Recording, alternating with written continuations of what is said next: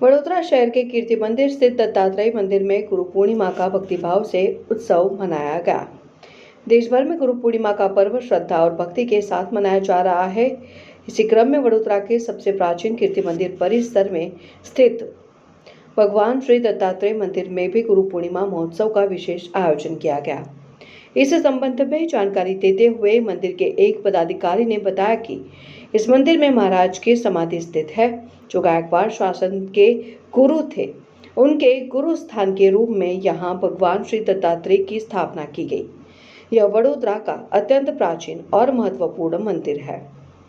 गुरु पूर्णिमा के पावन अवसर पर आज सुबह भगवान का विशेष अभिषेक एवं महापूजा संपन्न हुई। प्रातः 8:30 बजे आरती का आयोजन किया गया और इसके अतिरिक्त रात्रि के 8:30 बजे भी भव्य आरती का आयोजन रखा गया है। हिंदू संस्कृति में माता पिता तथा सच्चा ज्ञान प्रदान करने वाले गुरु का स्थान सर्वोपरि माना गया है।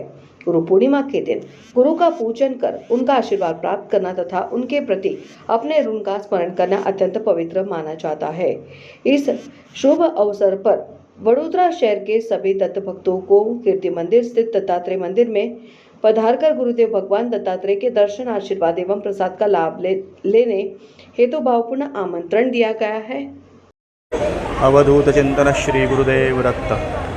आज आषाढ़ सुद पूनम એટલે ગુરુ પૂનમ તરીકે ઉજવવામાં આવે છે અને દત્તાત્રેય ભગવાન કે જેમણે પોતે 24 ગુરુ કરેલા અને એમને દત્તાત્રેય ભગવાને જે 24 ગુરુ કરીને એમાં ઘણા બધા એટલે નાનામાં નાની વસ્તુ પણ એમને ગુરુ તરીકે બધાને આપણાને કંઈક ને કંઈક શીખવા મળે છે, તો એ આપણા ગુરુ જ કહેવાય। તો દત્તાત્રેય ભગવાને આવા 24 પ્રકારના ગુરુ કરેલા અને આ ગુરુનું ઋણ ચૂકવવાનું આજનો દિવસ ગુરુ પૂનમ કહેવાય।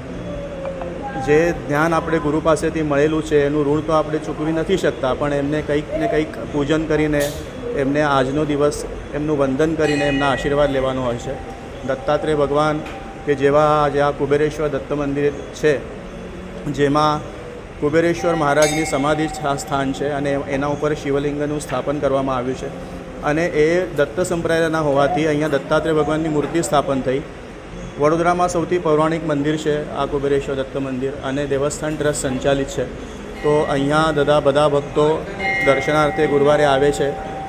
આજના દિવસમાં ભગવાનનું વિશેષ શૃંગાર કરવામાં આવ્યો છે અને સવારે ભગવાનની મહાપૂજા અભિષેક થયો, સાંજે 8:30 વાગે આરતી થશે, ભજન સંધ્યા વગેરે કાર્યક્રમ રાખવામાં આવ્યો છે।